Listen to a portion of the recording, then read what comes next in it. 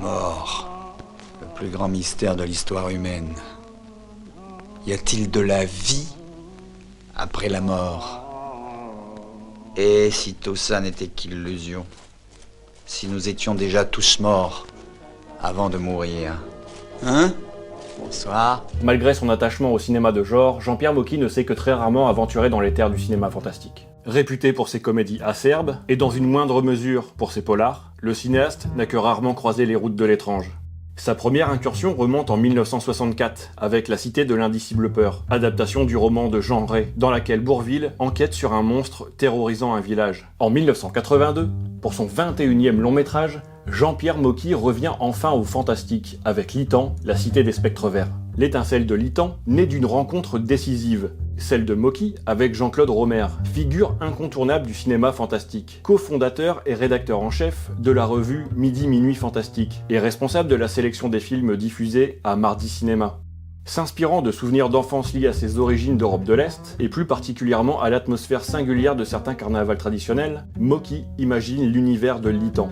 Cela faisait longtemps que j'avais envie de faire un film fantastique, depuis exactement 40 ans. Lorsqu'enfant, j'étais terrifié par les masques de mort dont s'affublaient les gens de chez moi, là-bas, en Slovénie. Dans l'Est, on faisait peur aux enfants avec des masques. C'était pas loin d'Halloween. Les paysans se déchaînaient. Il n'y avait pas de citrouilles, mais des sorcières avec des masques horribles. Les enfants avaient peur de ça. Quand ils n'étaient pas gentils, on leur disait qu'ils allaient revenir. Pour mettre cette vision en image, il s'entoure d'une équipe de pointures. Le scénariste Patrick Granier, son complice sur Le Piège à con, mais aussi l'écrivain de science-fiction américain Scott Baker et son épouse Susie Baker. De cette collaboration naît un scénario hybride, un véritable labyrinthe où les traditions rurales se mêlent à un fantastique inquiétant. C'est la signature de Litan. Extérieur, route de Tannery, brume. La voiture avec Nora et Jock roule au milieu du brouillard. Mars-avril 1981, Mocky pose ses caméras dans l'Ardèche, et plus précisément dans la ville d'Annonay. Mais à l'écran, ce n'est plus l'Ardèche, c'est un monde à part. Le réalisateur la submerge de pluie et de brouillard, grâce à des trucages rudimentaires. Annonay est une ville également aussi étrange que le film, c'est-à-dire c'est une ville qui est à moitié morte, à moitié vivante. Il y a une partie qui est vivante, c'est celle qui continue, n'est-ce pas, à exister, et il y a toute une partie qui est morte, c'est les tanneries, les usines qui ont fermé comme beaucoup en France, et il y a toute une partie d'usines avec des vieux bâtiments sinistres, etc., qui sont le passé. Et d'ailleurs, on constate avec curiosité que lorsqu'on pénètre dans ces bâtiments, il y a encore des miradors pour surveiller les ouvriers. Mocky fait appel aux habitants pour figurer dans les scènes de carnaval, renforçant l'atmosphère authentique du film. Initialement, Litan devait être tourné en 2 versions, française et anglaise, pour une exploitation internationale. Le projet est rapidement abandonné, mais les panneaux indicateurs en anglais installés sur le plateau sont restés à l'écran, apportant au film un parfum d'étrangeté. Dans le making-of du film, on peut l'entendre diriger une actrice en anglais. You take the gun like that, and you make this, huh? Okay? And after you shoot, not how to shoot. Yes, you shoot. Alors, you have to, all this action you do. He's advancing on you. After, when you see he's advancing, you don't move until he's here. On the, he stopped. When he stopped, you look a little for him, and after, you take the baby. Like a model, you take the baby, you put them on the bed, and you take the gun, and you come here. Huh? Try to do it. Un peu plus tard, on peut l'entendre dire à son actrice principale de faire une seconde prise en anglais.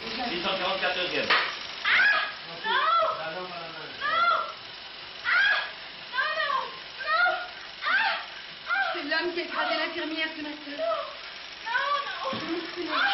Non. Okay. Ça va? Bon, alors en anglais. Ce tournage marque aussi le début de la longue collaboration entre Mocky et le directeur de la photographie Edmond Richard, connu pour avoir travaillé avec de grands cinéastes. On lui doit notamment les images des films Le Procès, Le Fantôme de la Liberté ou encore La Soupe aux choux. Vous avez travaillé avec de très grands réalisateurs, de très grands metteurs en scène. Ah oui, pas mal. J'ai eu la chance d'être 7 ans avec Wells sur Le Procès. D'ailleurs, c'est là que j'ai connu Mocky, qui est venu nous voir tourner dans la gare d'Orsay en 62. Et on avait toujours dit qu'on travaillerait ensemble. Il nous téléphonait chaque année, puis le hasard s'est passé, quoi. Voilà, c'est... Est-ce que vous pensez qu'il est plus difficile de travailler pour un film fantastique? Non. Non, ce qui est surtout difficile, c'est le réalisateur. C'est un réalisateur qui marche à 100 à l'heure, avec 36 000 idées. Alors, il faut avoir, somme toute, plein d'astuces dans ses poches, quoi, pour toujours être prêt. D'ailleurs, vous avez pu le voir, hein, depuis que vous êtes ici. Voilà, mais ceci, c'est sympathique. Hein. On le cogne de temps en temps, mais c'est pas le même tambour. Jean-Pierre Mocky, alors âgé de 50 ans, s'attribue le rôle principal, celui d'un jeune premier ténébreux, une image de séduisant anarchiste romantique qu'il cultive dans certains de ses films précédents. Face à lui, Marie-Josée Nat, grande vedette des années 60-70, incarne une épouse fragile, constamment en fuite. Mocky l'a choisie car le public la connaît et que, selon lui, aucune comédienne française n'est aussi rassurante qu'elle. La voir menacée par la déraison ajouterait à la confusion du spectateur. Nino Ferrer interprète quant à lui un médecin excentrique, tout en signant la musique originale du film. Nino Ferrer, vous participez au film de Jean-Pierre Mocky à 2 titres. Comédien et musicien. Qu'est-ce que je voulais que je vous raconte sur la musique? Enfin, c'est une musique, il va y avoir 2 choses dans cette musique. Il va y avoir d'une part une espèce de valse qui est jouée par un orphéon et qui est un peu le leitmotiv du film. Et d'autre part, cette valse se transforme aussi avec des percussions en une musique beaucoup plus angoissante et beaucoup plus dure, plus tirant sur le rock. Enfin, voilà. Les percussions, c'est à cause du fantastique? Non, c'est parce que j'aime ça, c'est tout. Le film nécessite également quelques effets spéciaux. Dans le making-of, le cinéaste va même jusqu'à affirmer qu'il devra se tourner vers un laboratoire anglais pour les effets spéciaux, faute de savoir-faire en France. Mais vous allez aussi, vous partez pour l'Angleterre pour réaliser un certain nombre de trucages qui ne sont pas possibles ici en France. Parce qu'en France, comme je suis le premier à faire ce genre de film, on n'a pas institué, si vous voulez, il n'y a pas de laboratoire spécialisé dans le trucage, puisqu'en France, comme on l'a dit tout à l'heure, il n'y a pas de film fantastique. Alors qu'aux États-Unis et en Angleterre, il y a un marché qui justifie l'existence de laboratoires de trucage. D'ailleurs, même les publicitaires français, la publicité que vous voyez quelquefois à la télévision, qui sont des choses ou des objets qui se déplacent dans l'air, etc., c'est jamais fait en France, ça, pratiquement. C'est toujours fait à l'étranger, à part de rares exceptions. Et est-ce que ces trucages anglais représentent une grosse partie de votre budget? Mais il est énorme, parce que c'est vraiment ça qui fait le film. C'est que là, il faut se confronter aux Américains au point de vue trucage. En réalité, il n'est fait mention d'aucun laboratoire anglais au générique de fin. Les effets spéciaux seront réalisés par les films Michel François, entreprise bien française. Le scénario est un puzzle, une plongée dans l'irrationnel qui refuse absolument toute logique. Il nous entraîne dans la petite ville de Lithan, une cité d'Europe centrale, montagneuse et brumeuse. Le carnaval de la Saint-Lithan bat son plein. La ville célèbre les morts en musique et en danse macabre, au rythme des fanfares masquées. Les scouts organisent des jeux de piste dans les grottes près du cimetière. Comme chaque année, à la Saint-Lithan, nous allons chasser le monstre et l'attraper. Nora, elle, est tentée par un cauchemar traumatisant, dans laquelle elle assiste à plusieurs morts violentes, dont celle de son mari Jock, un géologue parti travailler sur les collines dominant le village appelé les Roches Noires. À son réveil, une mystérieuse voix au téléphone lui donne rendez-vous.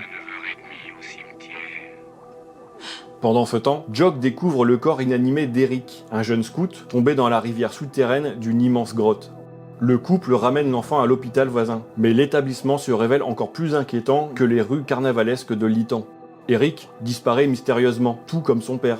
En tentant de prévenir la police, Nora et Jock se retrouvent par un concours de circonstances accusés et traqués par le commissaire Bolek, alors que la ville sombre dans un chaos inexplicable. Allô, ici commissaire Bolek. Allô, oui, vous m'entendez? Je veux que vous m'arrêtiez une Mercedes 4x4, avec une brune dedans et un type aux cheveux noirs. Peu à peu, Nora se retrouve à revivre dans les moindres détails les visions de son cauchemar. Non, non, pas par là. Dans mon rêve, je l'ai vu tomber. À Lithan, les eaux dissimulent d'inquiétants spectres verts capables de désintégrer instantanément quiconque les touche. Le cimetière s'effondre, les cercueils dérivent sur la rivière. Dans son laboratoire, le respectable docteur Julien s'affaire à réanimer le corps d'Eric, persuadé que cela lui permettra de sauver sa propre femme. En effet, les âmes nageant dans les eaux de Lithan semblent pouvoir occuper le corps de leur victime. Pour Jean-Pierre Mocky, Lithan occupe une place très particulière dans sa filmographie. C'est le film que j'ai aimé parce qu'il y avait des décors, il y avait l'idée de la mort, des feux follets dans les cimetières. C'est quelque chose qui me faisait rêver quand j'étais petit, et c'est le seul film qui reflète bien mon enfance. Moki ne se contente pas de faire un film fantastique, il en réinvente les codes à sa manière. Cinéaste rétif aux conventions, il rejette les outrances du gore et de la série B alors en vogue à l'époque, préférant une horreur plus intime, plus diffuse. L'horreur des tronçonneuses, des viols sanglants et des tortures sadiques, le sang pour le sang, je laisse ça aux autres. Son fantastique est un terrain de jeu personnel. Ce rêve, nourri par les frayeurs enfantines que lui inspiraient les masques morbides des carnavals, devient à l'écran un poème glauque et grotesque, oscillant sans cesse entre le risible et le sublime. Ce qui l'obsède, c'est de plonger le spectateur dans un climat d'inquiétude permanent. Un espace mental où l'insolite côtoie la terreur, où l'amour et la mort se confondent dans une même brume. Sa vision du genre est celle d'un rêveur. Pour moi, le fantastique, c'est tout simplement du rêve, comme celui que l'on peut faire n'importe quelle nuit. Lorsque j'ai décidé de faire Litan, j'ai voulu que ce soit un rêve angoissant et irrationnel, mais dont tous les détails, filmés, permettaient de faire une synthèse. Litan s'ouvre d'ailleurs sur un rêve. Nora aperçoit quelques images éparses, des masques, un funambule. À son réveil, son cauchemar commence. Les épisodes entrevus dans son sommeil se matérialisent peu à peu. Les personnages de Nora et Jock apparaissent comme des visiteurs sans origine, surgis de nulle part. Le spectateur ne les voit jamais arriver physiquement à Litan. Nora semble s'y retrouver d'emblée, comme projetée là au sortir de son rêve. Elle sait où elle est, tout le monde la connaît, mais son existence dans le récit n'est qu'une fuite ininterrompue, de cauchemar en cauchemar, sans jamais de véritable éveil. Nous rêvons votre vie. Et quand notre rêve s'arrête, alors vous mourrez. Litan est solidement ancré dans un espace où seule la logique fiévreuse du rêve s'applique. Le récit échappe à toute linéarité. Moki rompt volontairement la continuité, promenant ses personnages d'un hôpital à une tannerie, d'un cimetière à des grottes mystérieuses. La logique adoptée est celle d'un rêve éclaté, insaisissable, sautant sans transition d'un événement étrange à l'autre. Avec ce scénario, nous avons voulu semer le trouble dans l'esprit du spectateur, mais nous avons tellement bien réussi que les gens ne comprennent pas le film, simplement parce qu'ils ne cherchent pas à comprendre, ce qui est très curieux. Nous nous sommes dit, donnons aux gens des éléments de compréhension, et eux reconstitueront le puzzle. Nous avons donné des explications au fur et à mesure, mais pas au début, si bien que le spectateur ne cherche pas à entrer dans le jeu. Il nous reproche de ne pas avoir annoncé la couleur au départ, ce qui est absurde, car ce serait la négation du fantastique. Le scénario, volontairement nébuleux, aligne les situations absurdes et oppressantes. Des gens masqués courant dans les rues, un chauffeur de car écrasant un passant, des scouts chassant un monstre, des croque-morts coiffés de fez portant un cercueil, des musiciens masqués, des fous se prenant pour Jésus, des chiens gémissant au lieu d'aboyer. Les patients de l'hôpital sont attachés à leur lit et de mystérieuses expériences s'y déroulent à l'abri des regards. Sous cette accumulation d'images étranges affleurent les thèmes chers à Moki. Le poids des traditions, l'anarchie, la mort et l'après-mort, mais aussi une certaine mélancolie romantique. Au cœur du carnaval fictif de la Saint-Litan, les esprits des morts, dérangés par des fouilles géologiques, quittent le cimetière pour envahir les vivants ou les supprimer. Mais on est loin d'un simple film de fantômes ou de morts vivants. Moki insuffle à son récit des accents mystérieux et poétiques inattendus. Il interroge notre obsession de la mort. D'une certaine manière, Moki nous montre que la mort s'immisce dans la vie, la contrôle et la paralyse. Tu sais pourquoi j'ai peur de mourir? Oui, c'est parce que tu sais que quand on meurt, tout s'arrête. C'est comme une lampe qui claque et hop, c'est fini. Non, je ne crois pas que tout s'arrête quand on meurt. Enfin, je n'en sais pas plus. Je crois qu'il y a une vie après la mort. Ce que je ne sais pas, c'est s'il y a un Dieu, le ciel ou l'enfer. Mais si Dieu existe, quelle différence que tu sois vivante ou morte?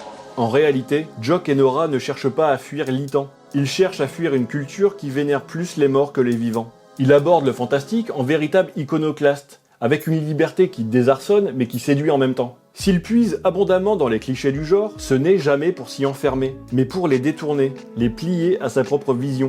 Il retient la leçon du brouillard des productions Hammer, mais s'en amuse, les déplace, les fait résonner avec un univers unique. À l'instar des séries B des années 50, la science est un jouet scénaristique. Le médecin mène des expériences inexplicables avec des machines produisant des lumières clignotantes et des bip-bip.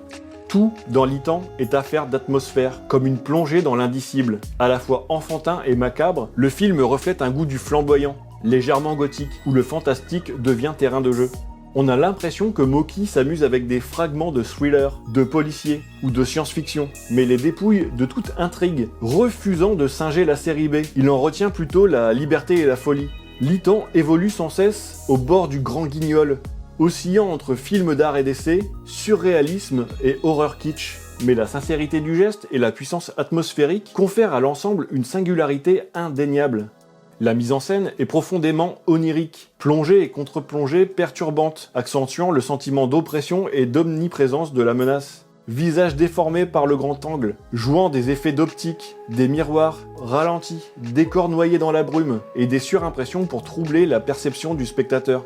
La photographie d'Edmond Richard baigne dans une lumière vaporeuse et inquiétante. Les effets spéciaux, simples mais inventifs, donnent vie au spectre vert, sorte de verre luisant, désintégrant les corps dans l'eau, et participe au charme artisanal du projet. Poème filmé, Littan convie le spectateur à entrer dans un rêve étrange, à la fois grotesque et sublime, où l'on marche sur un fil comme l'équilibriste de la scène d'ouverture, toujours sur le point de basculer, dans l'absurde ou dans l'effroi. En janvier 1982, Littan est présenté au Festival international du film fantastique d'Avoriaz. Cette édition voit également la projection de films marquants, comme L'Ange de la Vengeance d'Abel Ferrara, La Ferme de la Terreur de Wes Craven, ou encore Looker de Michael Crichton. Littan reçoit le prix de la critique, tandis que le grand prix est attribué à Mad Max 2 de George Miller. Mais la remise de prix tourne à l'incident. Selon Mocky, 2 membres du jury, John Boorman et Brian De Palma, auraient passé toute la projection à ricaner et à se moquer ouvertement du film, provoquant d'autres tensions avec d'autres jurés. Georges Lautner, excédé, serait même allé jusqu'à un échange physique avec Brian De Palma pour défendre le réalisateur français. Le soir de la cérémonie, Mocky est sifflé au moment de recevoir son trophée. L'anecdote devient alors un élément de promotion. Le cinéaste l'évoque dans une bande-annonce du film. Littan, grand prix de la critique à Avoriaz, sifflé par John Boorman et Brian De Palma. Ils sont gentils les collègues, hein? Dans une interview accordée en 2003 à Radio Libertaire, Mocky explique son accueil houleux par un choc culturel. Eux, ils travaillaient dans quelque chose de classique, et Littan n'était pas classique, parce qu'il venait de l'Est. C'était le choc entre l'Est et l'Ouest. Il ne pouvait pas sacrifier à des lois du genre que je n'ai pas respectées. Ils se contrôlent terriblement, donc ils ne peuvent pas avoir la même inspiration que moi. Malgré les moqueries de certains, Littan aurait également intrigué Steven Spielberg, qui, selon Mocky, aurait acquis les droits dans l'optique d'en réaliser un remake, projet qui ne verra finalement jamais le jour. C'est d'ailleurs la seule et unique fois qu'un film de Mocky sera récompensé en festival. À sa sortie, le film est un échec dans les salles françaises, avec un nombre total de 16 443 entrées, mais rencontre un certain succès au Japon. Pour son exploitation en vidéo, le long métrage est rebaptisé « Les voleurs de visages », mais le succès n'est toujours pas au rendez-vous. Mocky se relèvera rapidement avec son film suivant « Y a-t-il un Français dans la salle ?», et poursuivra une carrière fidèle à son tempérament, libre, inclassable, irréductible. Voilà. Si vous souhaitez prolonger votre voyage dans l'univers de Mocky, je vous invite à suivre mon podcast « Mocky, le vrai visage de Batman ». Le lien est dans la description de cette vidéo. Press stop now. Do not rewind the tape. Please eject the tape at this time.